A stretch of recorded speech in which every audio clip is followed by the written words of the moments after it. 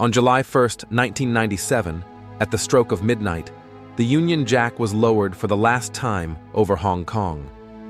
Prince Charles stood solemnly beside Chinese officials as rain poured down, as if the heavens themselves wept for the end of an empire. But behind this historic ceremony lies one of the most complex and misunderstood stories of the modern age. Why did the United Kingdom, once the most powerful empire in the world, agree to return one of its crown jewels to China? Was it an act of justice, pragmatism, or quiet surrender to a rising power? This is the untold story of how law, geopolitics, and shifting world power decided the fate of Hong Kong. 1. The roots of empire, the Opium Wars. To understand the 1997 handover, we must go back a century and a half to the violent birth of Britain's control over Hong Kong. In the 1830s, Britain wanted Chinese tea, silk, and porcelain. China, under the Qing dynasty, demanded silver in return and wanted nothing from the West. To fix the trade imbalance, Britain began selling Indian opium in China, addicting millions. When Chinese officials destroyed British opium shipments in 1839, Britain responded not with diplomacy, but with war. The First Opium War ended in a humiliating defeat for China. Under the Treaty of Nanking in 1842, Hong Kong Island was ceded to Britain in perpetuity. A second war in 1860 added Kowloon Peninsula to the British colony, and in 1898, a 99-year lease was signed for the new territories, vastly expanding the colony's land area. That lease, meant to last until 1997, would become the ticking clock that determined Hong Kong's destiny. 2. The Crown Colony that became a miracle. For over a century, Hong Kong grew from a small fishing village into a global trading powerhouse. British administration brought capitalism, rule of law, and an open economy. By the 1970s, Hong Kong was a miracle of modern finance, a bridge between East and West, communism and capitalism. It was British in governance, Chinese in population, and global in identity. But behind the prosperity, there was always one truth no one could escape. The lease would expire in 1997. And when that day came, most of Hong Kong, including its farms, water supplies, and housing, sat on land that technically belonged to China.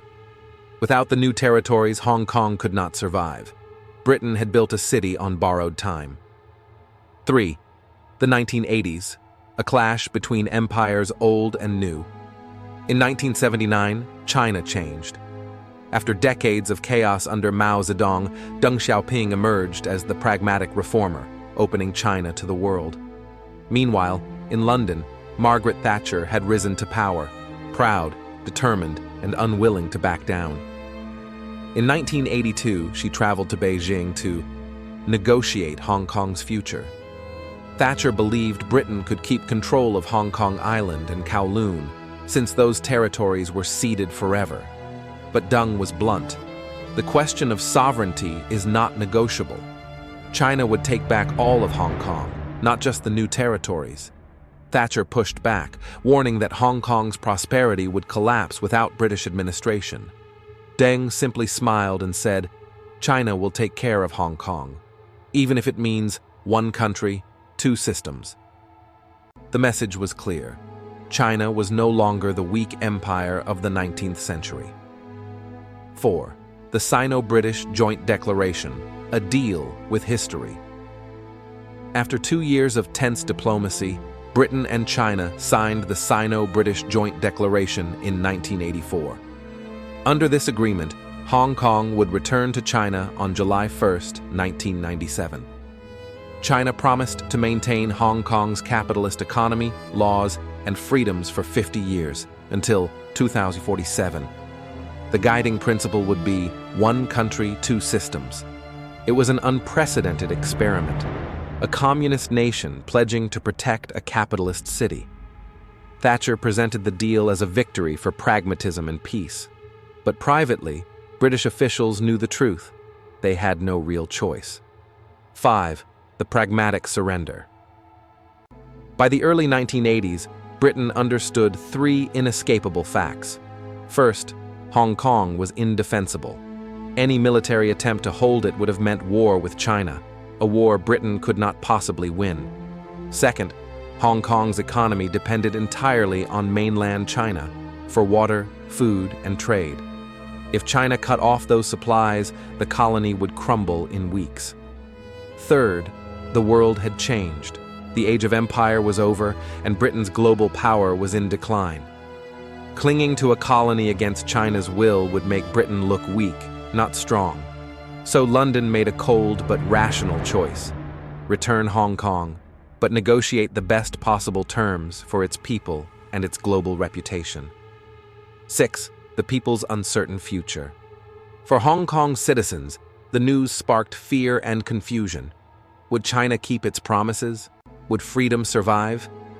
In the years before 1997, hundreds of thousands of Hong Kongers emigrated to Canada, the UK, and Australia. Yet many stayed, believing that Hong Kong's spirit of enterprise and law could endure under any flag. The colonial government prepared for the handover with ceremony and optimism, but beneath the surface, uncertainty ran deep. 7. July 1st, 1997, the night the empire fell silent. Rain poured over Victoria Harbour as Britain's rule came to an end. Prince Charles attended the ceremony alongside Chinese President Jiang Zemin.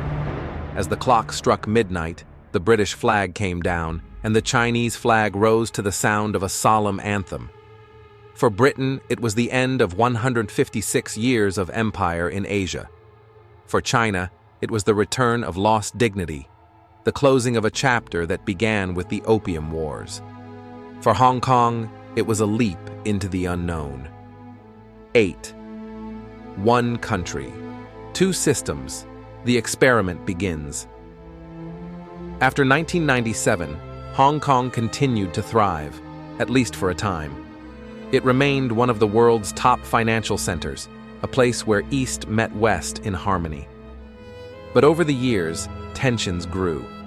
Many in Hong Kong began to feel that China's promises were being tested or eroded.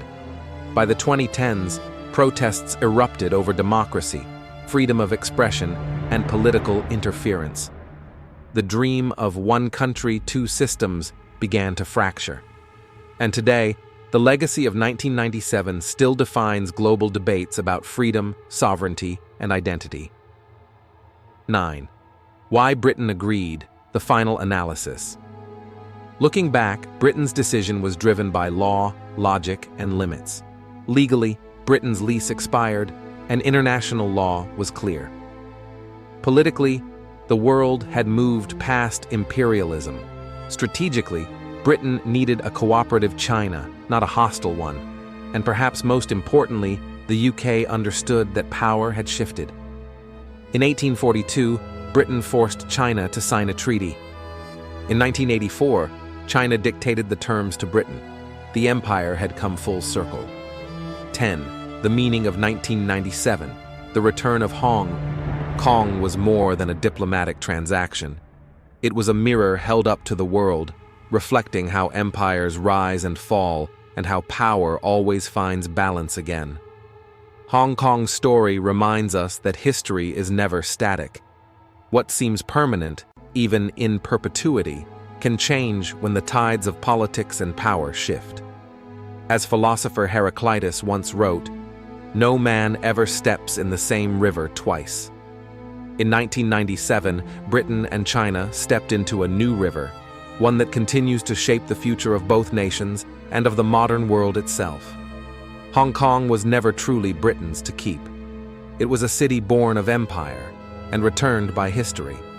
And in the story of its return, we see not the end of a chapter, but the eternal rhythm of civilization itself. Power rises, power fades, and the world moves on.